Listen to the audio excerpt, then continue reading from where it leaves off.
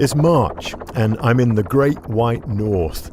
The snow around us is blown into a giant cloud as the helicopter I'm crammed into lifts off. The pilot and the researcher I'm with decide on the flight plan.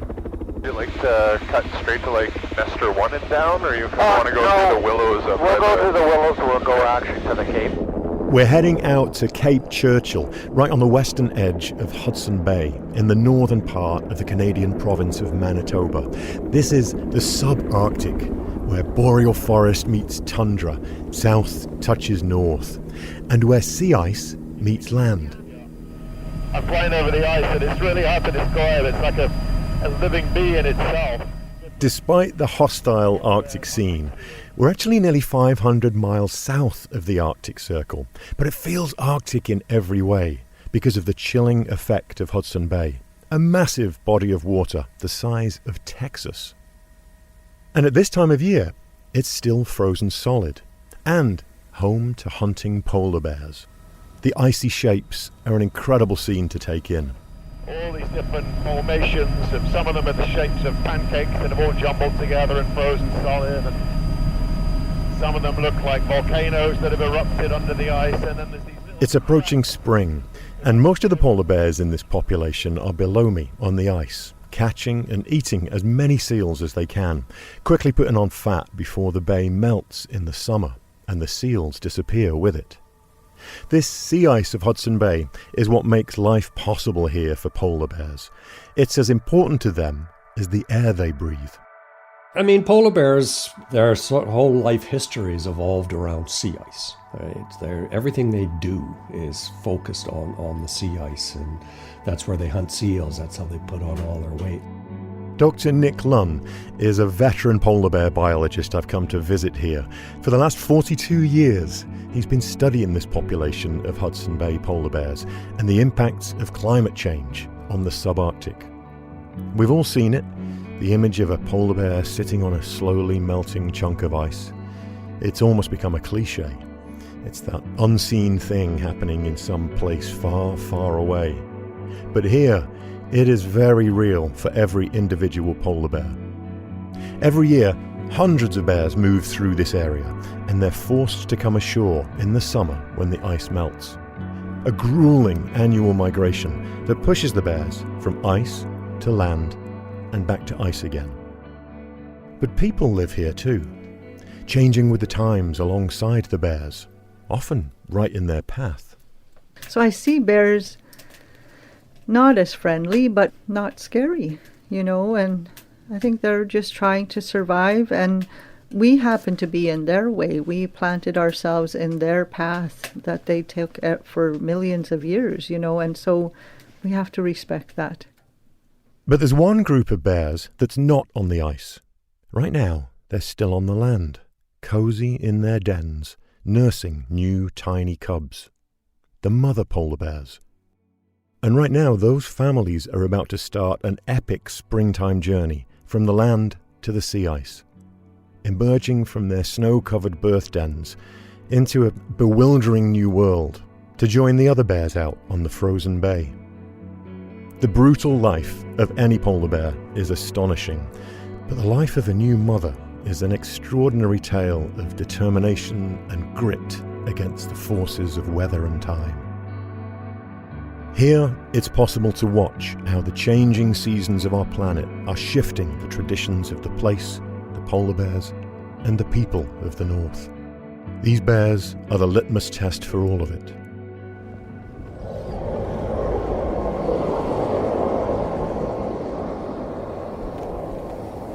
Back up in the helicopter, the grand puzzle of this place begins to become clear. There's some tracks here. Oh, wow. The bear tracks? Yeah, looks like a female on one. Okay. Yeah, totally seeing them. Great. So what do you think the chances are of us finding this bear at the end of these tracks? I'm not going to say. Because if I say, it won't happen. Okay. From KUOW in Seattle, I'm Chris Morgan. Welcome to the wild.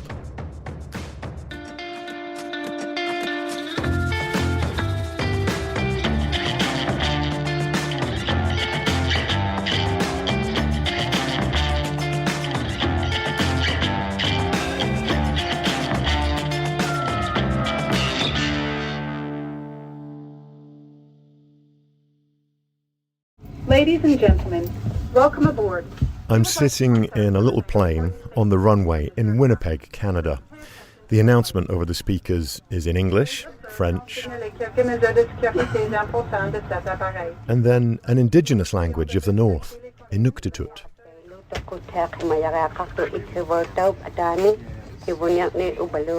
I'm heading to polar bear country, to a little town called Churchill, also known as the polar bear capital of the world. Ladies and gentlemen, welcome to Churchill. Please remain seated, keeping those seatbelts.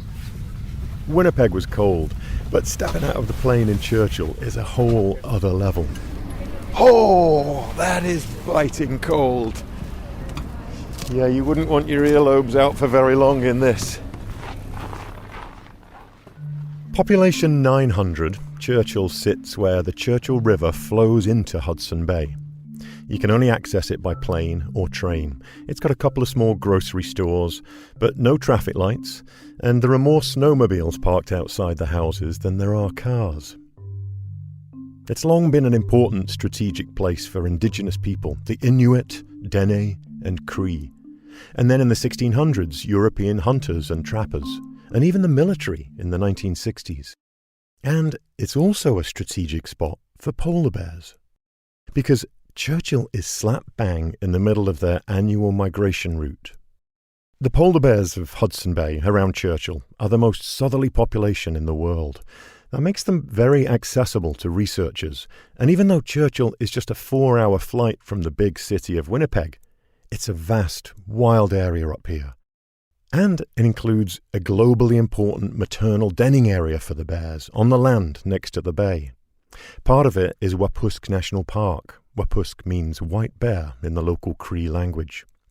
It's the size of Yellowstone and Yosemite National Parks combined.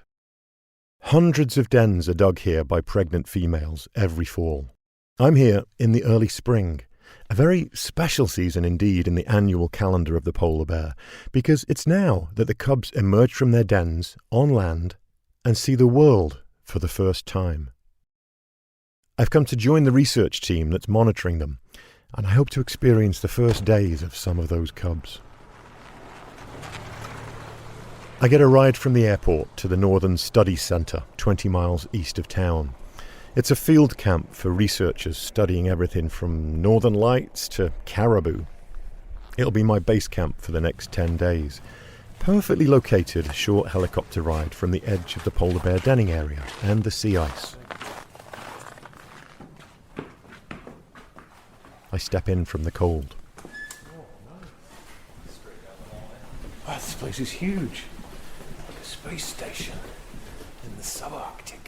I'm directed down a hallway to Nick Lunn's lab. The walls are covered with maps and posters of scientific research materials from the many scientists who spent time here. I'm looking for a Nick Lunn. Oh! Hi Chris, how are you? I'm very well. Yeah, good to see you. Good to see you. Yeah, it's been a number of years. Like I over guess. a decade. Is it? I can't even remember. I can't even remember. Nick is a long-time polar bear biologist working for the Wildlife Research Division of the Canadian government. Polar bears are monitored internationally and here in Canada as a species of special concern. Nick's also the co-chair of the Polar Bear Specialist Group, set up in the 1960s for specialists from each country that has polar bears. I first got connected with him through the bear world. He's somewhat of a legend because he's been doing this for so long. And he learned from Dr. Ian Sterling, a grandfather of early polar bear research. Nick was even featured in a documentary film I did called Bear Trek. So I'm excited to be up here with him again. Yeah, and we're just catching you just before you retire by the sound of things, eh? Yeah, this is my last spring. Wow. My last spring trip. After 40 plus years of capturing and monitoring polar bears, Nick is retiring. Only a handful of people outside his core team have ever been allowed to join him, and I'm going to be the last, so it's a real honour. Nick's work includes capturing bears to monitor their numbers and trends. That involves flying over the maternity denning area to look for bear tracks in the snow, capturing females and recording physiological data. He does all this to monitor health changes over many years to reveal patterns in the data. Oh yeah, and doing all of this in temperatures that can drop below minus 40. Celsius or Fahrenheit, they're the same at this point on the thermometer. It's an icy cold world that the polar bear is very much prepared for. But it's not always cold here. Every summer, the sea ice melts, forcing the bears ashore, and this provides an opportunity for researchers to monitor how this affects the bears. Nick tells me his science makes it clear big changes to Hudson Bay are coming down the pike. It's sort of like an early warning system, if you wish, to other places, right? Like if, in fact, you have this what we're seeing here in Western Hudson Bay comes to pass in some of these other suburbs. These are the sorts of things that you should be prepared for, right? Doesn't mean they're happening now. In other words, what happens to the bears here is likely to happen to bears further north in the years to come. But for now, Nick says for some of those more northern bear populations, climate change might actually have a temporary benefit. It all has to do with different kinds of sea ice. There are generally two types of ice in the Arctic. You have multi-year ice and annual ice. Southern Hudson Bay around Churchill has annual ice, meaning every year during the summer months the ice completely melts away. It's called breakup. This freeze and thaw cycle is very pronounced this far south, and when the bay is frozen, it creates great habitat for seals and hunting polar bears. But further north, where temperatures are colder, the ice never fully melts. That's known as multi-year ice. This thicker ice is not ideal for seals and bears. So to Nick's point, as the north warms up, that thick multi-year ice will begin to thin, letting in more light, which supports more plankton, more fish, more open areas of water for seals, and more seals means more food for bears to eat. But this benefit from climate change north of here is only temporary, because the polar bears up there will eventually experience what's happening right now in Hudson Bay, a quickening loss of ice, and conditions that become unlivable for bears. Nick tells me when he started his work 40 years ago, there were 1,200 individuals in this western Hudson Bay population. Now, there are only 600. You know, when you see what's happening here, you should be ready. Right? Yes. You know? Even if there is, well, it's also an alarm bell for be ready, but also trying to avoid what is happening here, isn't it? Which might not be easy, but it all comes back to reversing or trying to halt climate change in some way. And that's the key, right? Like all these sorts of things are all related to this warming climate that is sort of getting away from us, right? And so we need to rein that in. After my brief reconnect with Nick, I lug all my gear upstairs to my sleeping quarters here at the Science Centre. It's a bit like being back in my dorm room. Number 11. Home sweet home. My Arctic nest for the next 8 or 9 days. Cool, what a view. Amazing. From my window, it's a classic northern scene. Small, snow-covered spruce trees, sparsely covering a flat landscape where I can see for miles, all the way to the frozen bay. I spot snowshoe hare tracks below my window. And where there are hares, Wolf tracks outside. Oh, yeah. Fantastic. they could just as easily be polar bear tracks. There's a very real possibility of bumping into one around here. So the centre has polar bear safety policies. You don't leave the place on foot. As I settle in, the low northern sun sets. And not long after, the northern lights start to dance above us. Churchill is known for its northern lights. Sometimes you can see them 300 nights a year here. The green curtains of light flow across the sky with a backdrop of stars. It's the perfect welcome.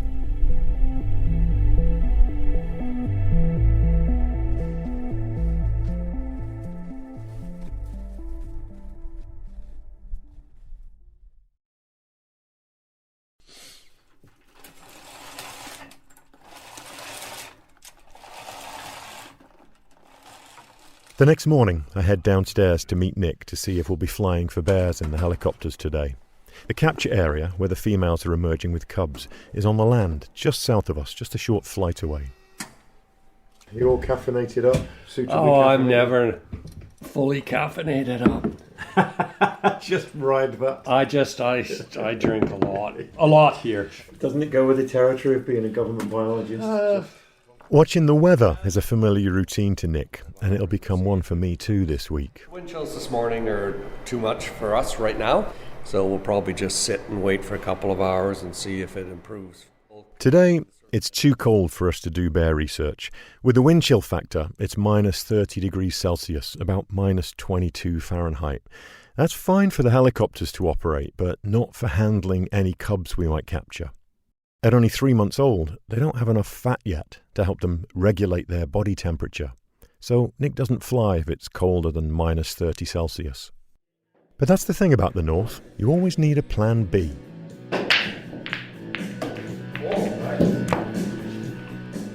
Life at the study centre can be kind of slow on a no-fly day. We kill time shooting pool.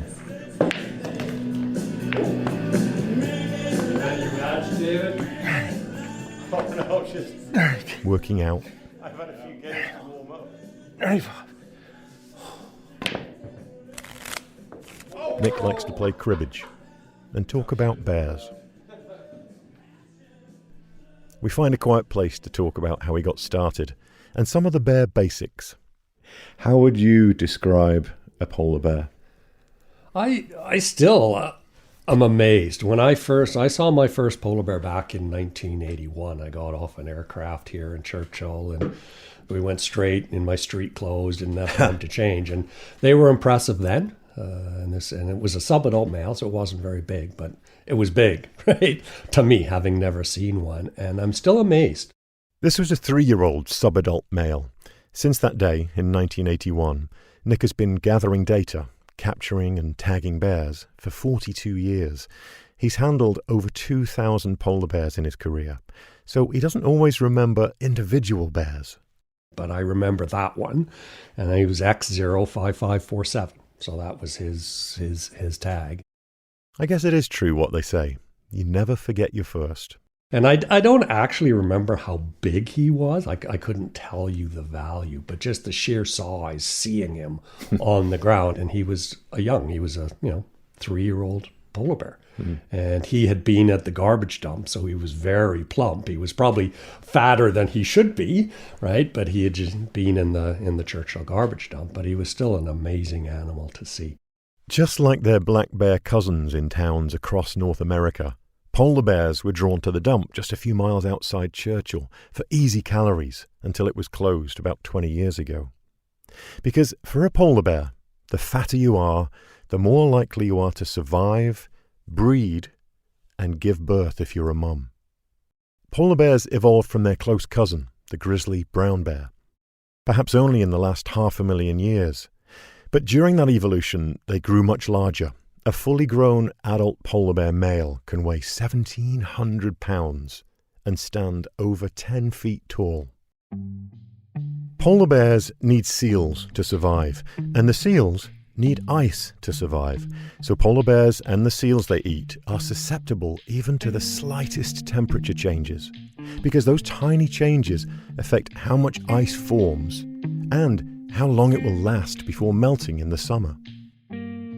This is by far the best subpopulation anywhere in the world on which to study the impacts, because it's got this continuous data set, and it's so invaluable to have data going back to the 1980s and having ages of bears and being able to recapture the same bears over time.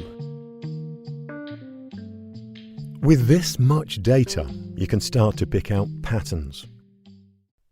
Nick discovered an amazing example of this in real time back in 1992.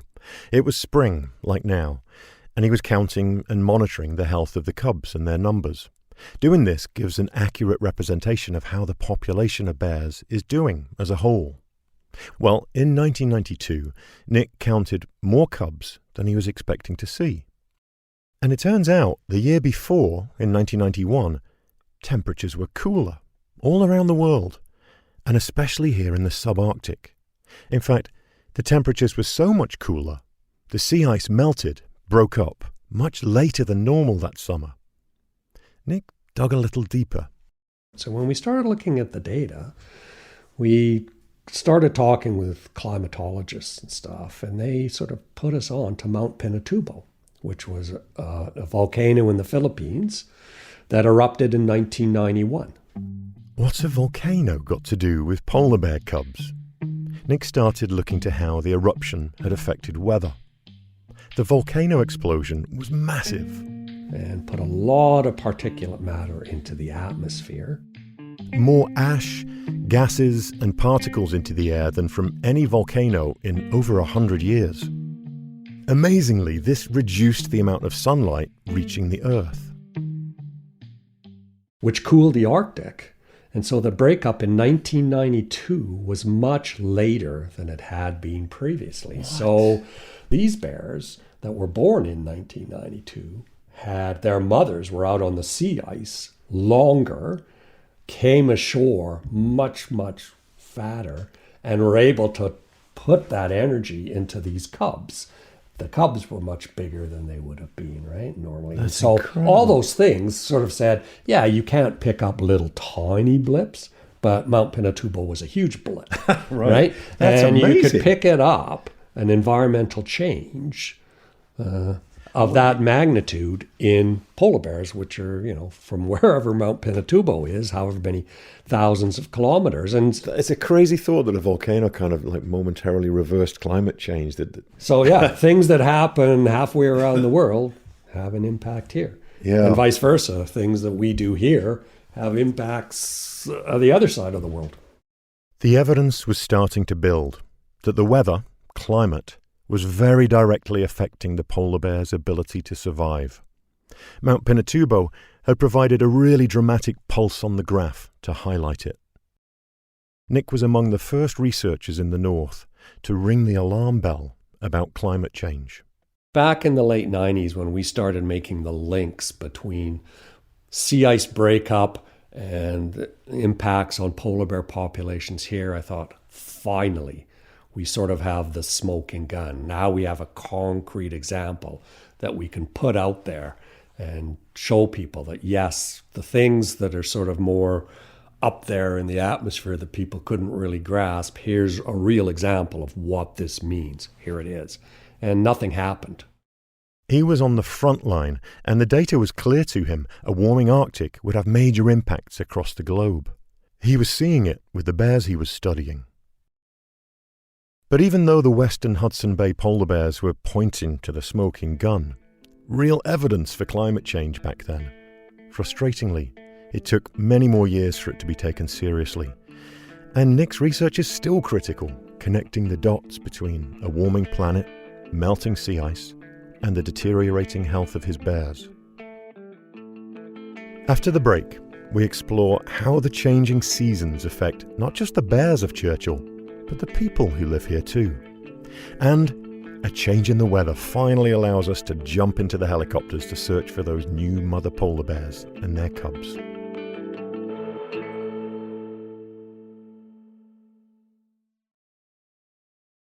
The next morning, the weather has warmed up a bit, but now the problem is the clouds and snow. It is not looking very good for flying. Overcast skies, snow, so the light's flat. It's going to be hard to track from a safety perspective. All right. Nick tells me it's one of the most dangerous situations for a helicopter. When the sky and land look the same, there's no horizon. The pilot can't tell what's up and what's down. He's lost more than one polar bear colleague to helicopter accidents because of this. I'm starting to feel a bit like the mother bears playing a waiting game, waiting for the weather. But it allows me some time to head towards town. I rent an old Nissan Pathfinder to go and meet some locals and explore the edge of the sea ice along the way. But first, I need to layer up. Nice, thick, long johns. When it's minus 30 outside, it takes a lot to stay warm. Face mask for the real biting wind. Put that around my face. This kind of cold cuts right through. Not like regular cold, but like a steely blade. Okay. Skin freezes in minutes. And if you're not dressed properly, there's a very real threat of hypothermia taking hold after just 20 minutes. Insulated coveralls. 7 layers up top, 3 pairs of gloves. I've even got heated socks. This is when things start getting really warm. Think about how a polar bear gets the same result with a layer of fat and a thick coat of hollow hairs to help insulation. All my layers make getting behind the steering wheel a bit of a task. The Michelin man could probably squeeze in faster. Oh yes, it's a relief when it starts. When it's minus 30, you can never be too sure.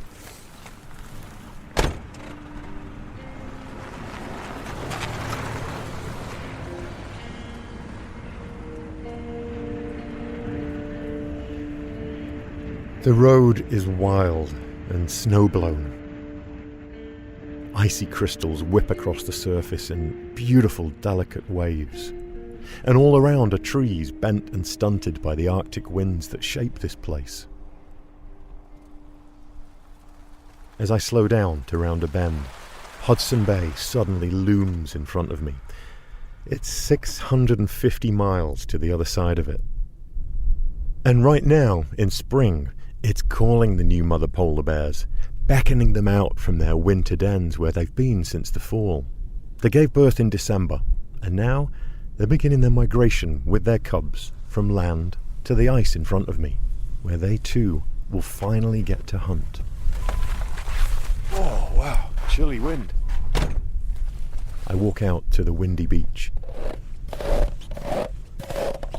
and look over the thick jumbled ice. It's like standing on the edge of 2 worlds. To my left is their habitat where they've been denning for the last few months and given birth. And to my right is this sea ice where all the other bears are, and that's where the females with new cubs want to be. And it's really cool to think about them starting to make their way out there at this time of year with those little tiny youngsters. Unimaginable what those youngsters face in their first weeks of life out of the den. For many humans, though, the most important season is not winter or spring, but fall. The tundra buggy. I spent a lot of time trundling around on one of these things. A bit further down the coast, at the side of the road, I've spotted something from my past. So these are the buggies that the tourists come and look for bears in with guides like me at the time. It's called a tundra buggy, designed to carry tourists safely out onto the tundra to look for bears. And starting in the late 90s, I worked on them every October for 10 years as a bear guide. Tourism is an essential part of life here in Churchill. Thousands of tourists flock here over a few short weeks in the fall because it's then that the bears are gathering. It's a key time for them, as they've been stuck on land all summer with no sea ice to hunt on. The whole bay melts in the summer. But in October, it starts to freeze again, and the bears want to be on that ice, so they gather right here, not far from town, in a place where the ice begins to form first. And there are people in Churchill who've made tourism their livelihood. It seems like everyone in town is in some way woven into this seasonal influx of tourists, finding ways to make a living while the going is good. Like Dave Daly, fascinating guy I meet on the way into town. How long have you been dog mushing, Dave? Oh, well, I grew up in Churchill in the 60s and the 70s, and there's always dog teams around. But my own dog team, probably since 2000, 2001. Oh, you are delightful. Dave's a pretty famous dog musher. He's done some epic trips, sometimes across hundreds of miles. Now he takes tourists out to experience an Arctic sled ride with his dog teams through his company called Wapusk Adventures. He's Métis. He has a mixed background of European and Indigenous First Nations. He shows people around on dog sleds as part of what he calls the Indigenous tourism experience. And, it wasn't always popular to be Indigenous. And as the plight of the Indigenous people has come to the forefront, and especially Indigenous spirituality with Mother Earth and about all global warming and all this stuff. It's becoming quite popular to be Indigenous nowadays, and we're going to feed off of that in the tourism industry. And so there's not much economic driver in a lot of Indigenous communities, right? And but we have a really rich lifestyle that people want to come and experience. Along with his dog sled company, he also owns a general store. He wears multiple hats in this tight-knit community. But he's constantly aware of his vicinity to the bears. Living with bears is just a part of life for people in Churchill. Murals of bears are painted on buildings around town. A garage door with a polar bear face. A psychedelic polar bear drawn up of different geometric shapes. I had a mother and cubs camp out here behind my teepee, fresh out of the den one year. Wow. I've had bears sleeping beside dog houses when I walk into my kennel, Polar bears are just a fact of life around here. And they're to be given a wide berth. They're the biggest land carnivore on the planet. We're meat. They eat meat. And because the bears are stuck on land for an increasingly longer period of time each year, the chances of people and bears running into each other only increases. There's even a brochure about a polar bear alert program that has some choice bits of advice to help avoid conflicts.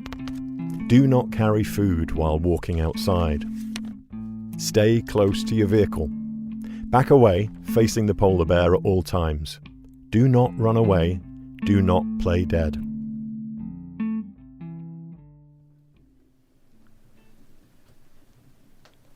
I think we've had a pretty good relationship with the bears. If you don't bother them, they're not going to bother you. So we're always like an owl, looking all around whenever we're walking. Georgina Berg is a local member of the indigenous Cree Nation.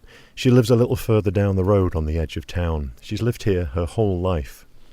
The Cree shared this land with Inuit and Dene people long before white settlers arrived. There's a crackling fire to warm up her small one-bedroom cabin. Georgina says encounters with bears in town are rare, but during the fall, a bear can literally be around any corner, behind any building. She says that the bears are always living up in their heads around here. And I don't think they look at a human and say, I want to eat that, because I think we're like Brussels sprouts to them, because we don't taste very good to them. They like seals. So they're going to put every effort and save their energy for possibly seeing a seal.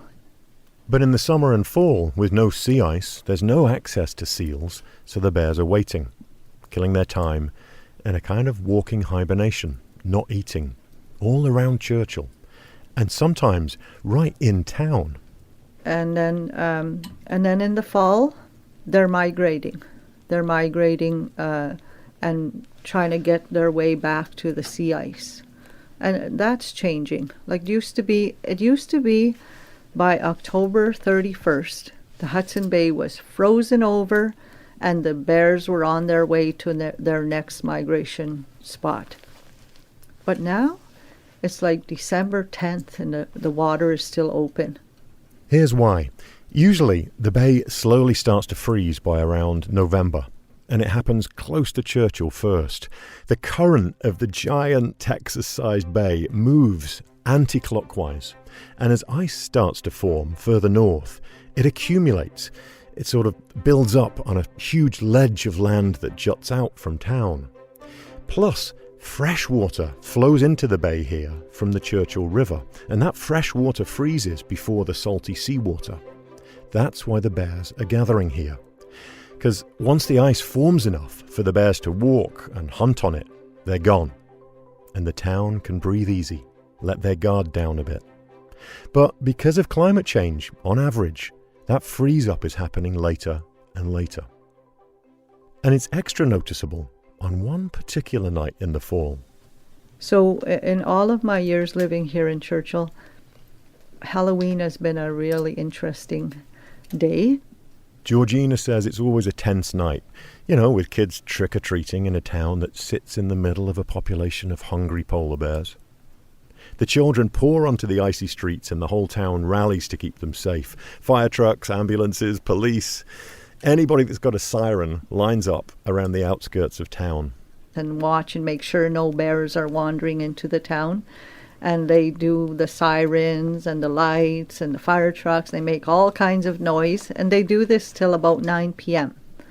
And then at 9 p.m., all the children are to stop trick-or-treating, and all the services go back to where they... So it's quite interesting.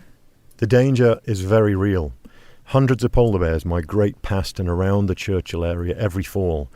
The last serious attack was in 2013, about 10 years ago.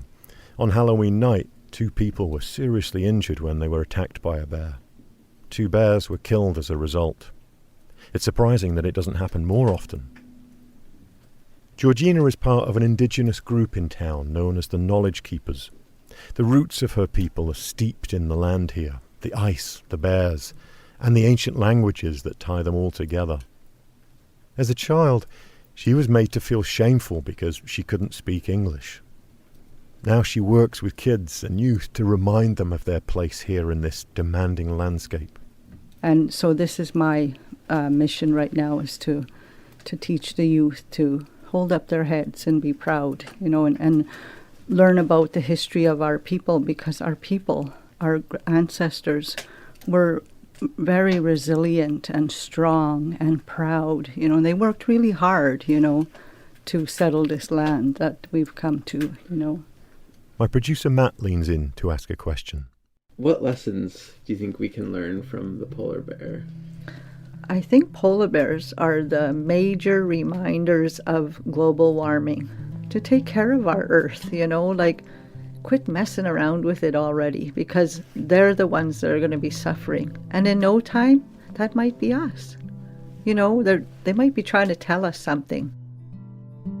And there's so much respect that needs to come from that animal.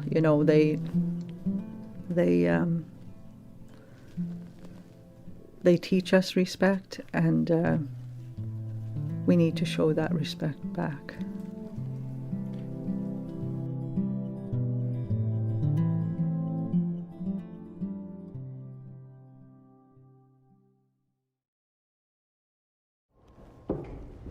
The next morning, day 4, and suddenly it's all hands on deck. The clouds have cleared, it's warmed up a bit, the weather is finally good, so it's time to fly. We gear up fast, and 2 helicopters arrive from town. They circle down to pick us up. Okay, everybody's buckled in, ready to go? Yep, all set in the back. Okay.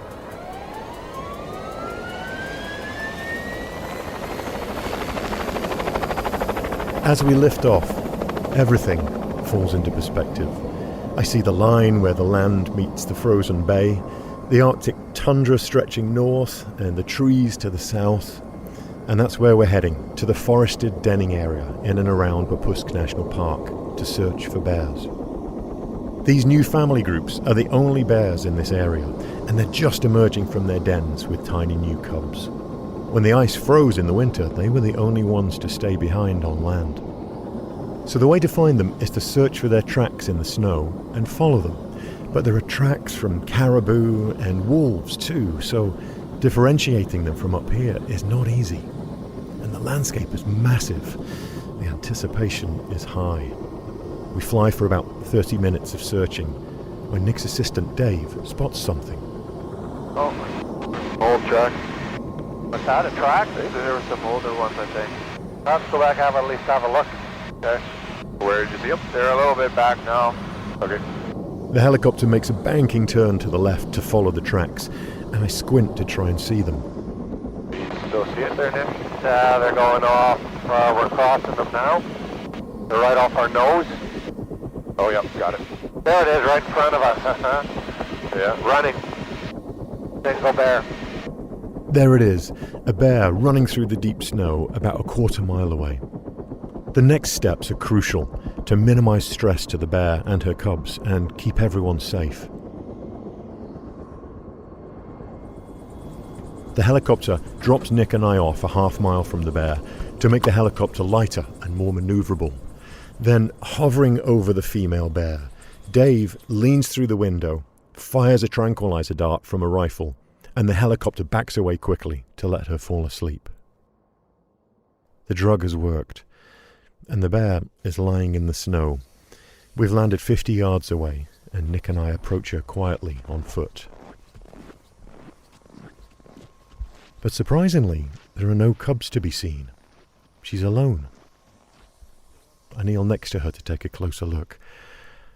She's magnificent. Her coat is more yellow than white. It's glistening in the bright sunlight. Her huge, furred paws are as big as dinner plates. She's breathing heavily, but the anesthetic is calming her. Her breath is warm. It's okay, you take a big breath. She's a beautiful female. She's just under the drug now. The guys are just about to start taking a couple of samples, and she has no cubs. She's on her own out here. It's very unusual that this female is alone here in the denning area. It brings up a lot of questions.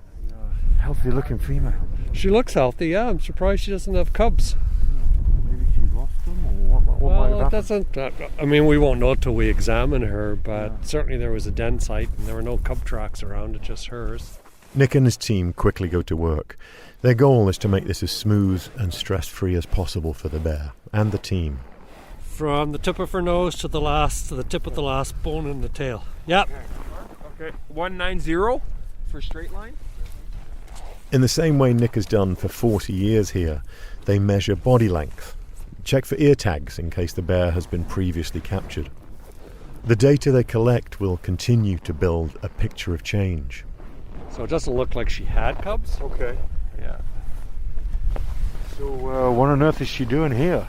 Well, she would have gone into the den in the fall time, presumably. Yeah. So either she lost them in the den, she had cubs and they didn't make it, or she never had cubs, but it'd be odd that she'd still be here. So my guess is she probably had cubs, might have had one in the den, and has come out and the cub has not survived. It's hard to know. Nick will probably never know what happened to this female's cubs. There are some things in nature that no amount of data will explain. Incredibly, like all new polar bear mothers here on the land, she has not eaten since she last had access to seals on the sea ice. That was 8 months ago. It all comes down to the fascinating and quite unbelievable energetics of these bears, how they deal with feast followed by famine every year. What these new mothers go through is like a monumental physiological miracle, and giving birth is just the beginning of it.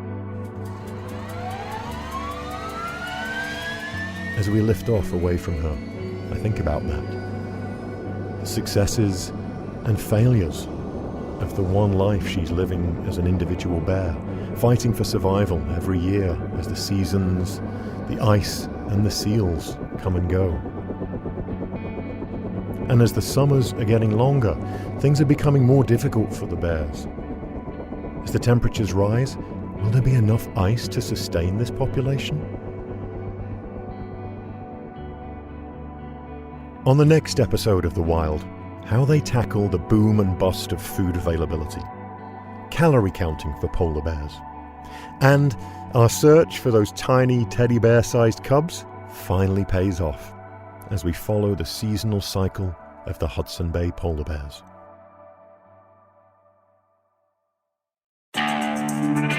If you want to see some incredible imagery of polar bears and the scene and my time up in Hudson Bay, we've made a short behind-the-scenes film to share with you, produced by Paul Bykis. There's a link in our show notes. And as always, there are some great photographs and clips on Instagram at The Wild Pod and mine at Chris Morgan Wildlife. The Wild is inspired not just by nature, but by the people who work in it, love it, protect it. The Wild is a production of KUOW in Seattle and me, Chris Morgan, with support from Wildlife Media. Our producers are Matt Martin and Lucy Suchek. Jim Gates is our editor. A huge thank you to the Isdell Family Foundation, who provided a grant to make this episode possible. A very special thank you for their kind financial support to Jill and Scott Walker, Rose Letwin, Alan Ferguson, Anna Kimball, John Taylor, Paul Lister, Mark Wilkins and Rebecca Badger, Bob Yellowlees, Barbara Stallman, and Annie Mize. Our production team includes Paul Bykis, Juan Pablo Chiquiza, April Craig, Michaela Gianotti Boyle, Tatiana Latre, Cara McDermott, Darcy Riggin Schmidt, and Brendan Sweeney. Our theme music is by Michael Parker. I'm Chris Morgan. I hope you're enjoying Season 5 of The Wild. Share it with others if you can. You might just inspire someone to connect with nature in a beautiful way. Thanks so much for listening.